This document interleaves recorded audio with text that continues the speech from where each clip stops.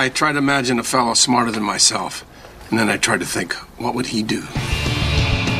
Charge up your axons, ready your receptors, and shift your lobes into upper beta phase. You are listening to Smart Drug Smarts, the podcast dedicated to helping you optimize your brain with the latest breakthroughs in neuroscience, nootropics, and psychopharmacology. Hello and welcome to Smart Drug Smarts. I'm your host, Jesse Lawler, excited to bring you the 80th episode in this podcast dedicated to the improvement of your own brain by any and all means at your disposal. I get a little special tickle each time we hit another 10 episode mark. It was true at 10, it was true at 20, and it's definitely true at 80. We're coming up on the 100th episode. We're looking ahead to that. I mean, that's still many weeks off, but we're starting to put together a little something special for when we hit the centennial mark. And also interesting this week, I've mentioned this before, but we did our first overdose edition.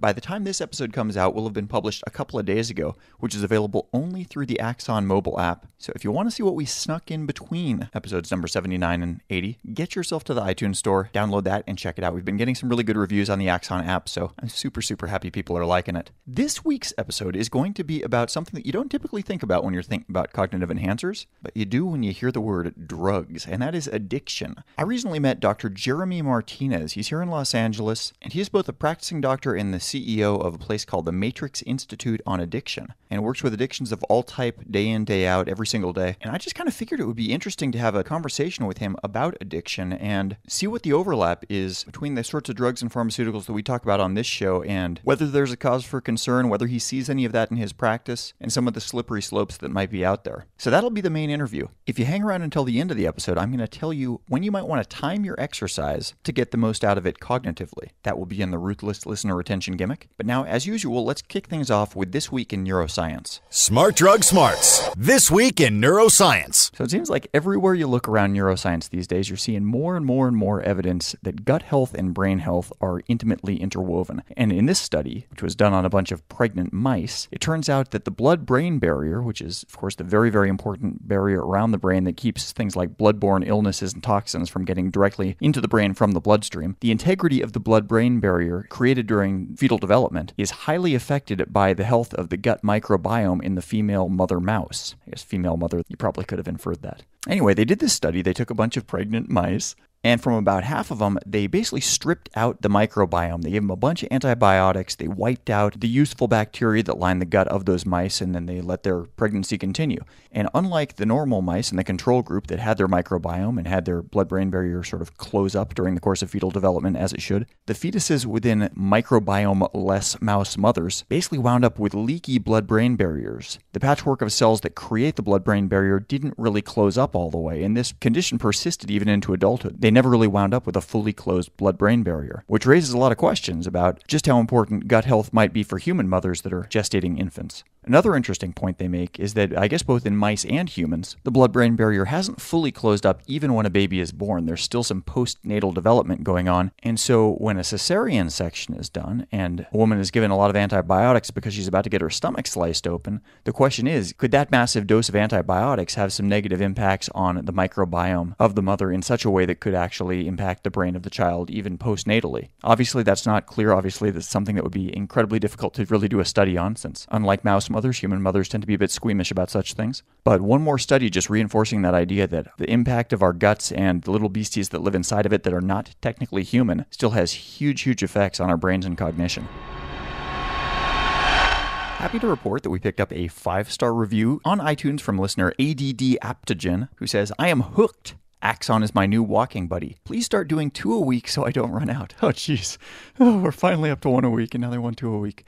Hopefully ADD Aptogen will be happy about the overdose edition. As promised, it will be coming out and will be available on Axon, so that actually works out conspicuously well. And we've got a ton of other stuff to talk about this week. We got the final results from the listener census. Thank you to everybody that entered in that and got put in a drawing. Rhiannon has selected a winner, I believe. I'm not sure who the winner is, but we'll let you know in the next episode. But what we do have is a handy-dandy infographic that sort of shows the breakdown of the trends of the Smart Drug Smarts audience. We're putting that online at smartdrugsmarts.com/census. So the place where the census used to be, now we're going to have sort of the results. One of our favorite parts of it was getting people's feedback on what they wanted to have episodes on. There were a couple of pretty oddball requests, like aliens. I don't know how aliens are going to make you smarter, but I guess if an alien landed and made it all the way here from wherever they came from, they'd probably have some pretty good brain optimization strategies, but whether they would work on a mammalian brain is anybody's guess. couple more things that I want to cover before we dive into the interview. Again, I mentioned that I'm going to the Quantified Self Conference in about just over a week from now in San Francisco. Did a little micro interview on that one that we might throw up as kind of like a little in-betweener episode. I'm pretty excited about that. I've sort of done some like half-assed, not terribly organized quantified self stuff for a while, but I think this will probably get me charged up to get a lot more religious about it. Also, coming up in a few weeks on the 27th, Saturday the 27th of June, we're going to be having a Twitter chat with Dr. Michael Lewis, who's been a 2-time Smart Drug Smarts alum and an expert on fish oil and omega-3 fatty acids. Not surprisingly, that's going to be a Q&A on fish oil and omega-3 fatty acids. We'll talk more about that as that gets closer, but if you want to set aside an hour or at least a part of an hour on Saturday the 27th, you'll have a real-time opportunity to interact directly with Dr. Michael Lewis on Twitter. Finally, last but not least, I keep getting hate mail from Rhiannon who keeps telling me that I need to remind people more about the Smart Drug Smarts mailing list. And so, new starting this week and continuing in the future, but this is something that we just hooked up, we now have a easier than ever way for people to get involved with the Smart Drug Smarts mailing list. All you need to do if you're on your mobile phone is text SDS, that's capital SDS for Smart Drug Smarts,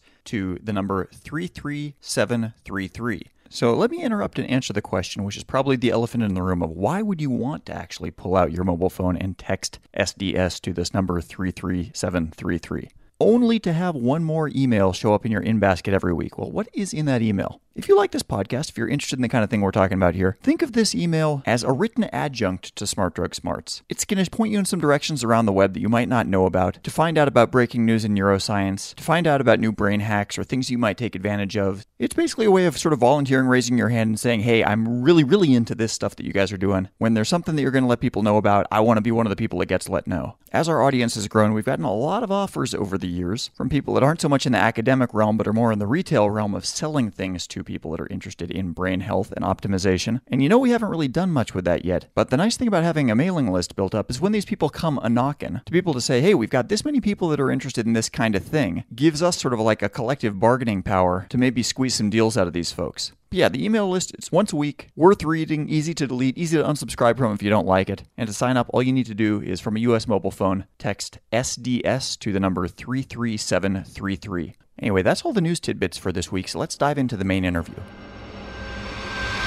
Smart Drug Smarts. So in the main interview coming up now, we're about to be talking with Dr. Jeremy Martinez, who is an addiction psychiatrist and the CEO, executive director of the Matrix Institute on Addictions. He lives and works in Los Angeles, California, which I should mention is kind of like major leagues if you are an addiction psychiatrist, because there's no place like Los Angeles for addictions. It's, home of the Betty Ford Clinic and all that stuff. So take my word for it when I say that simply by swimming in these waters, Dr. Martinez has a lot of credibility. So what you're about to hear is going to be a fairly wide-ranging discussion around a bunch of topics related to addiction. And you'll hear me kind of nibbling around, sort of poking it from various sides, trying to find out where there might be overlap between the kind of cognitive enhancers that we talk about on this show and some of those interventions and the potential for addiction, since that is not what any of us want. Parts of this conversation get almost philosophical when thinking about what is addiction, what is dependence, how should people go about self-monitoring, and when it makes sense to call in the attention of other people to kind of get a second opinion as to whether a behavior is actually problematic or not.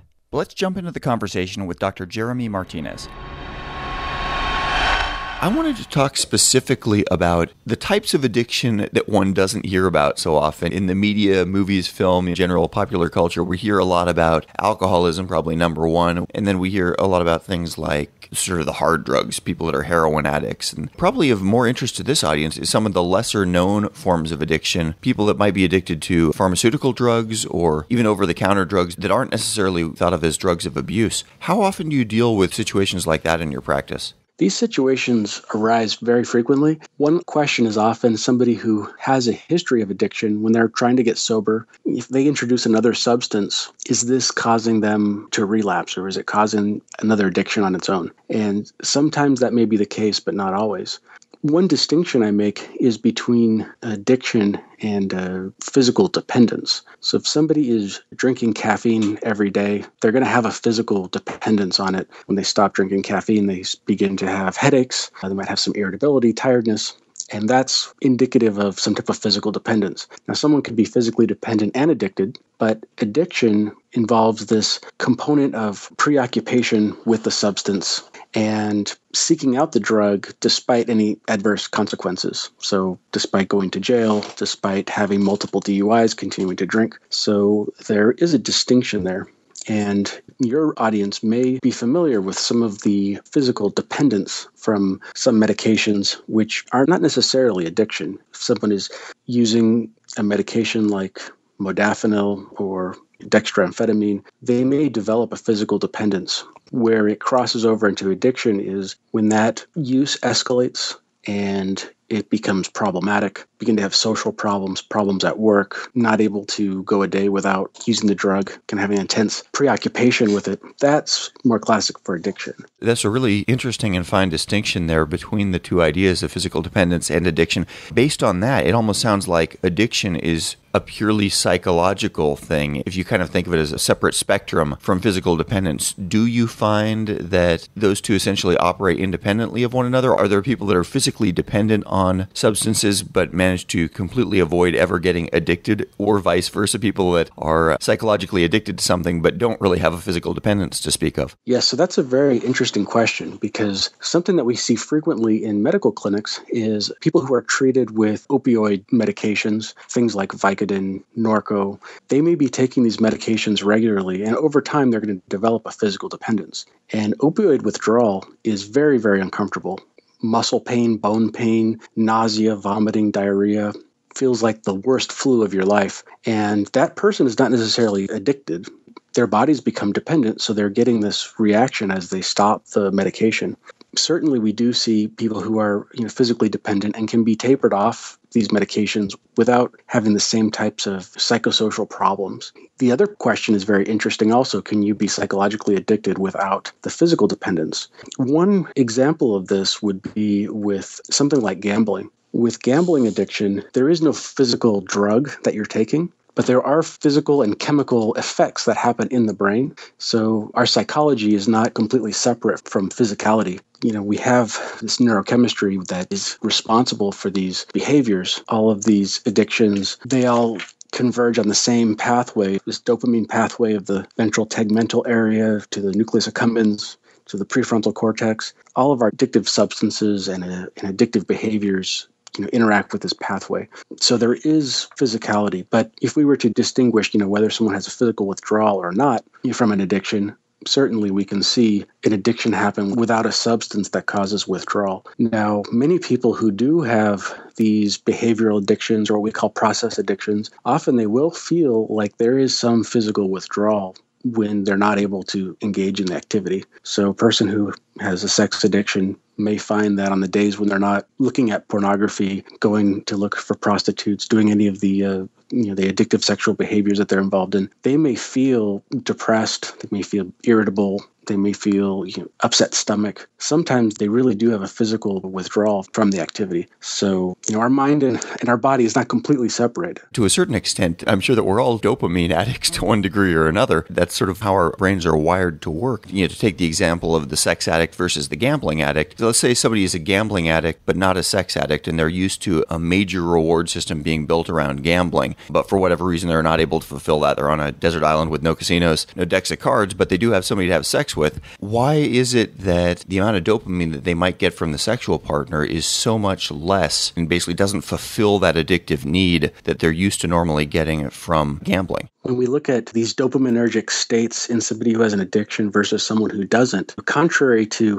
what we might think, the person who gets a high from gambling doesn't necessarily have more of a dopamine outflow because of the activity. In general, those people tend to be at a lower dopamine state and need to do more of the activity in order to achieve a certain effect. And we see this across substances where a person who has less of an effect from a substance, say alcohol, for example, if you have a high alcohol tolerance, you're more likely to develop addiction if you're just looking at tolerance as a marker. So we see that across substances. And what we do see among people who have addiction oftentimes may become sober from drugs and alcohol, but then later will develop other types of addictions, gambling, sex addictions, shopping addictions, other types of these repetitive behaviors that overwhelm them. And it goes back to this low dopaminergic state that their brain is in and trying to reach a point of feeling normal, essentially.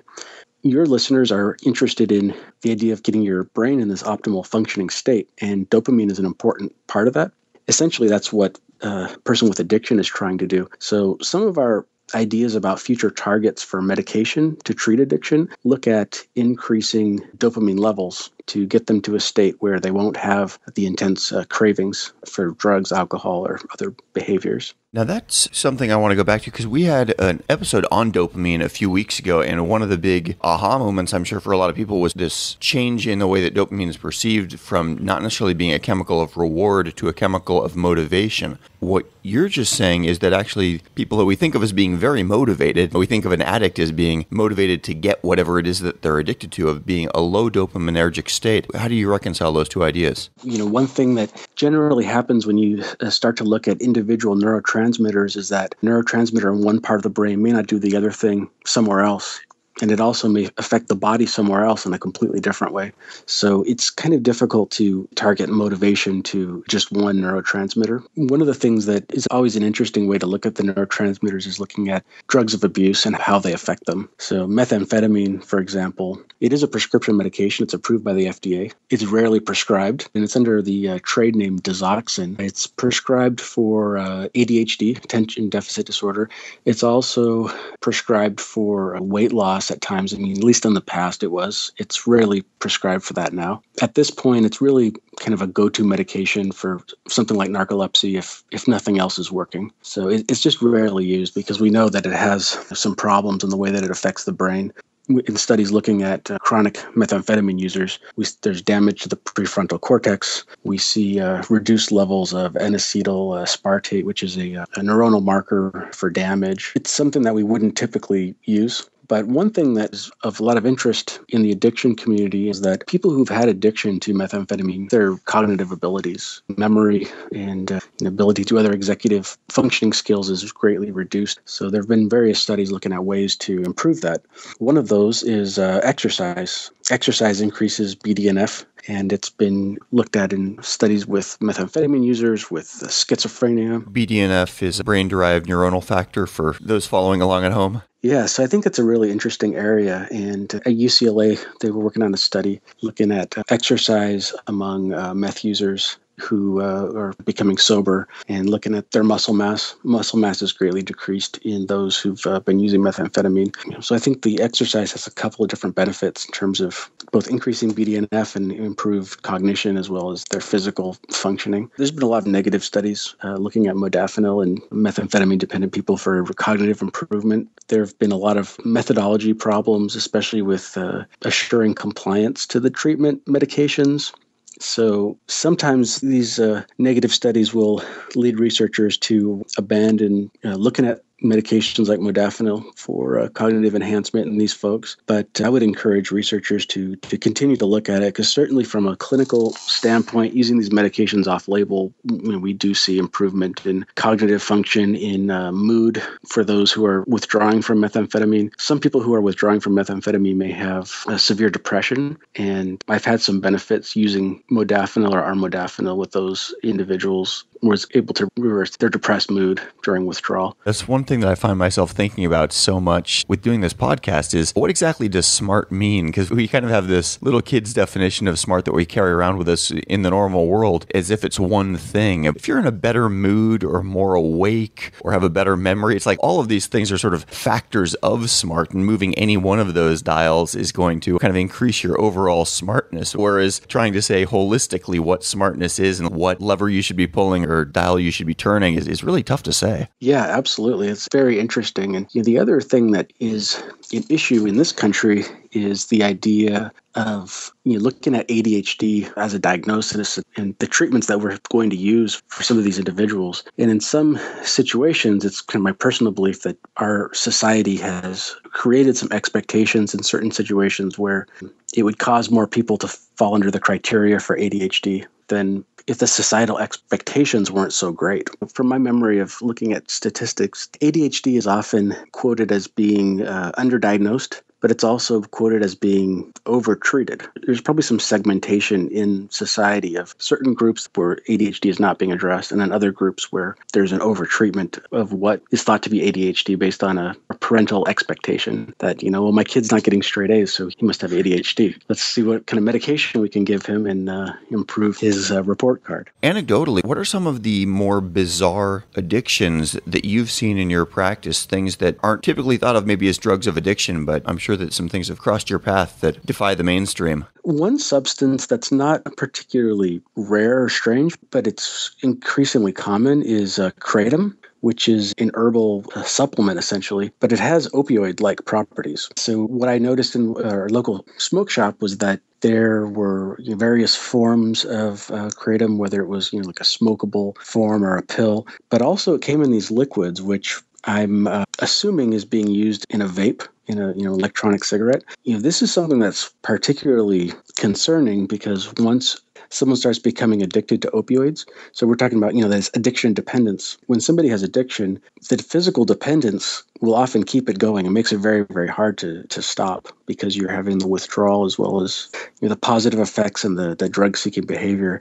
And with something like an opioid, as opposed to, say, marijuana, people will often progress to prescription opioids or even heroin, which is kind of the common denominator for all of the opioid addictions, largely because of the economics of it. Heroin is much cheaper than prescription opioids, so it's something that somebody will commonly graduate to. It can be very seductive because people will start using heroin oftentimes by smoking it. So maybe they've smoked pot or they've smoked other things, and they don't have to go straight to using a needle. So it can be very seductive in that way and eventually can progress to IV drug use. So that's a big concern that we have. But I think kratom I think it's kind of unusual for that reason, that something that you would get from a over-the-counter smoke shop could potentially lead to heroin addiction. Are there any of the things that are talked about in the cognitive enhancer realm, whether it's something like a modafinil or something like a fish oil or something like a Ritalin, that listeners to this show should be particularly concerned about if it's something that they're using either regularly or on occasion, and be aware of that potentially turning into an addictive behavior? Right. So signs of addiction, are largely some of these psychological factors that I talked about: obsessing about the drug, thinking about when your next dose is, doing something despite the physical harmful consequences of it. So say, for example, you're taking modafinil to improve your cognition. You find out that it's increasing your blood pressure, it's causing your liver enzymes to be elevated. If despite those consequences you have an urge to continue to take it, that would be a sign of addiction. It's a little bit weird because medical technology is so good. Probably within the next 10 or 15 years create standby organs. I'm always kind of thinking, well, if something was really going to benefit my brain but was maybe going to hurt my liver, and I could probably swap out my liver in 10 or 15 years as long as it's not falling off the cliff too fast. Whereas if it's benefiting my brain, I get extra brain boost for that 10 or 15 years in the meantime. I can see rationalizing decisions like that if it's something where the burnout on the non-brain system is a pretty slow process. Right. And that's not necessarily a sign of addiction, but it can be. I mean, what some people call denial in addiction is, which I think is better classified as ambivalence, where a person, they know that this substance is causing them harm, but at the same time, they just can't stop. They have a hard time facing the fact that they are having difficulty controlling it. That's a big distinguishing factor to loss of control over the substance. So if somebody's starting with 5 milligrams of Adderall and the next thing they know they're going to 10, 15, 20, 120 milligrams, increasing use could be a sign of addiction also. We've got a pretty smart audience here, and one of the dangers of smart people is that they can be good at self-delusion. It's like they're smart enough to outsmart themselves. Are there any particular things that people should be aware of as far as self-rationalizations? Well, that's a really good point. And we've treated a lot of smart people here at Matrix and in drug treatment. And I think an easy test is stepping outside and just talking to your significant other, your spouse or a parent, and saying, look, do you see a problem? And addiction generally causes a lot of problems in its wake. You cause a lot of collateral damage. Some people who are dealing with addiction will think that they can continue doing what they're doing and nobody around them notices. But almost universally, there's collateral damage that's happening. The loved one, the family member will say, yes, this is a problem. We haven't said anything to him because we were afraid he'd get mad, but this is, an issue that needs to be dealt with. And, something that might happen with a recreational user of Adderall or modafinil is irritability. And that's something that I've seen happen quite a bit among users of these things, where they don't realize kind of the problems that they've been causing in their relationships because of irritability, along with all the other potential problems that hypertension and liver problems and all these things, irritability and psychiatric problems can be something to look out for. Now, there's another thing that I thought you might be interested in, which is with some of our drugs of abuse, we have FDA-approved medications to treat them. We have FDA-approved medications for alcohol dependence, for heroin and opioid dependence. But one thing that's been a little bit elusive for us is a treatment for cocaine dependence. The reason that I think it might be interesting to your listeners is that it very much has to do with this idea of increasing brain dopamine. When somebody's using cocaine, they tend to be in this low brain dopamine state. Their dopamine transporters have gotten burned out and they have cognitive deficits. One medication that's been used in trials to treat cocaine dependence is disulfiram or Antabuse. Some people may have heard of this as the pill that makes you sick if you drink alcohol. But it also has this other function. It also acts on dopamine beta hydroxylase, which is enzyme that converts dopamine to norepinephrine. Essentially, it chews up your dopamine and is moving it along its pathway and into discarding it. So by inhibiting the dopamine beta hydroxylase, it actually increases brain dopamine. And it's postulated that that's why medicine like disulfiram helps in cocaine dependence. And when people use cocaine on top of it, tend not to use as much, because they already have significant dopamine effect going on in the brain. So one of the things that has been noted in the disulfiram literature is that there is this dose-dependent response on how much disulfiram is used and the decrease in cocaine. So if the dose of disulfiram is too low, there's no effect on the cocaine use. But at above a certain amount, it is effective because of the increased dopamine in the synapse. It has the potential to help with cognitive deficits for folks that have had cocaine dependence. Perhaps methamphetamine too might be a target to look at. It's a very interesting area. It's a different target than other things that we've looked at in the past in treating addiction. Are there any final ideas that you would like to leave people with, whether it's specific drugs, specific brain pathways, specific behaviors to be aware of? Yeah, I think that when it comes to improving cognition in essentially in a normal individual, this is an area that I often call cosmetic psychopharmacology, and it's one that, in general, I would discourage physicians in treating things that are not disorders. I think that in medicine we have enough problems to treat, and staying away from cosmetic things is probably, something that we should be doing as physicians. But as listeners who are making decisions about whether to try a supplement or a medication, I would encourage people to look at it, really do a risk-benefit analysis of what are the potential negative effects of this medication or drug, and what are the positive effects that I'm looking for, and are there alternatives that might be more helpful. So if I'm considering using modafinil for cognitive improvement, well, do I expect that I'm going to be getting just as good a result as using fish oil given the safety profile? So those are things that I would encourage listeners to think about and to be safe. Really consider the potential harm that could come from some of these things. Smart Drug Smarts. So thank you so very much to Dr. Jeremy Martinez for taking the time for that conversation. Really interesting there. I really enjoyed the distinction that he made between dependence and addiction and how those two things are related but not identical topics. And another example of how having the right terminology to discuss something and kind of those fine-grained words with really particular denotations and connotations makes the exploration of ideas actually quite a bit easier. And as much as sometimes jargon specific to a certain industry or a certain profession can be annoying because it kind of makes it impenetrable to others, it actually does give the people that work within those disciplines the way of being really hyper-specific in what they're talking about. One of the things I'm really hoping to do with this podcast is kind of de-jargonize some of the ideas around nootropics and cognitive enhancement for myself as well as everybody else, so we can have this deeper level of understanding of some of the ideas that are being kicked around and some of the things that are actually possible to do with our brains. I kind of feel like since this is our designated addiction episode, that there needs to be an obligatory tag at the end, kind of like the after-school special back when there would be cartoons, and every now and then they would have the cartoon that has kind of a special moral, and the cartoon characters would come out at the end and say, well, this time you should have learned blah, blah, blah, blah, blah.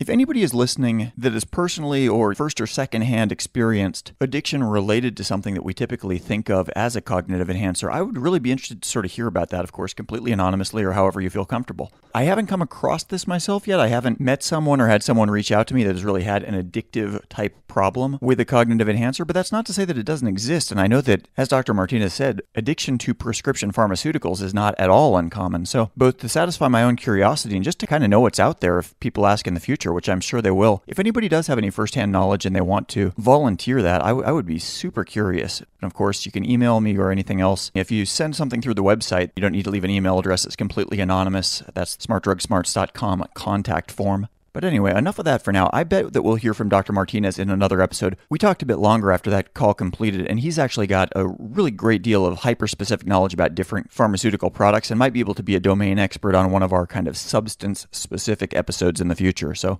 you probably haven't heard the last of him. Smart Drug Smarts.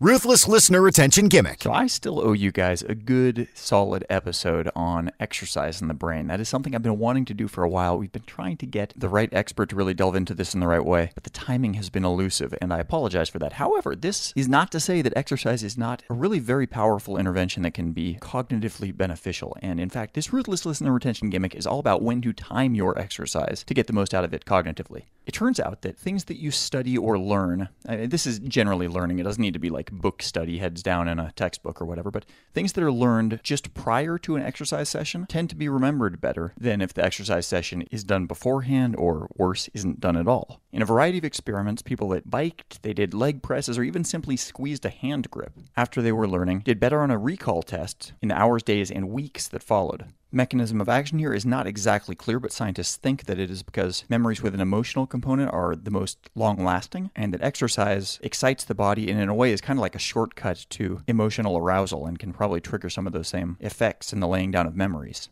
Now, although the article didn't say this, I'm just going to put on my speculation hat for a second and kind of think that if you're an animal in the wild, whatever's going on just before a period of intense exercise is probably something that's worth learning, because most of these big bouts of exercise are going to be either fight or flight. If you're a predator, then, it was while you were sort of sneaking up on the gazelle across the plain or whatever before you burst into activity. And you probably kind of want to remember how that hunt went, what you did right, what you did wrong, whether you brought down that gazelle or not. And on the other hand, if you're the prey, if you're the gazelle, and all of a sudden you had to burst into activity to avoid being eaten, and you've survived, probably whatever you learned in those few seconds before you had to sprint, like, oh, I should have paid more attention to the smell of that predator, or, oh, that log, come to think of it, kind of did look like a crocodile. That's like the exact thing you should be learning. So it makes sense that there would be this link between what your brain was doing just prior to exercise and that being pretty important to learn. An unrelated study cited in the same article had this interesting one, that a study showed that people who laid on their back solved anagrams significantly faster than those people that were standing. And that's kind of true, too. Like, lying on your back does kind of put you in a more creative brain space. Kind of makes you think of lying in a field of grass, looking at the clouds, and coming up with crazy ideas of what kind of animals they look like. That's so weird how these physical postures have such effect on the mental states that we can get in. That's an episode 2, actually. I big time want to do that. We will commit to a future Smart Drug Smarts episode on physical postures and cognition. Smart Drug Smarts, the podcast so smart, we have smart in our title, twice. Okay, that is the entire episode, number 80. Thank you for hanging around until the end. If you like the podcast, then we like you, and we would like you to tell your friends who might also like the podcast about our podcast.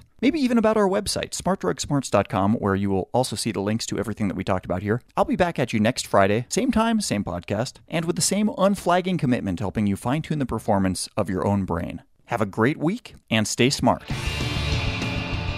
You've been listening to the Smart Drug Smarts podcast. Visit us online at www.smartdrugsmarts.com and subscribe to our mailing list to keep your neurons buzzing with the latest in brain optimization. Smart Drug Smarts should be listened to for entertainment purposes only, although some guests on the show are medical doctors, most are not, and the host is just some random guy. Nothing you hear on this podcast or read at smartdrugsmarts.com should be considered medical advice. Consult your doctor and use some damn common sense before doing anything you think might have a lasting impact on your brain.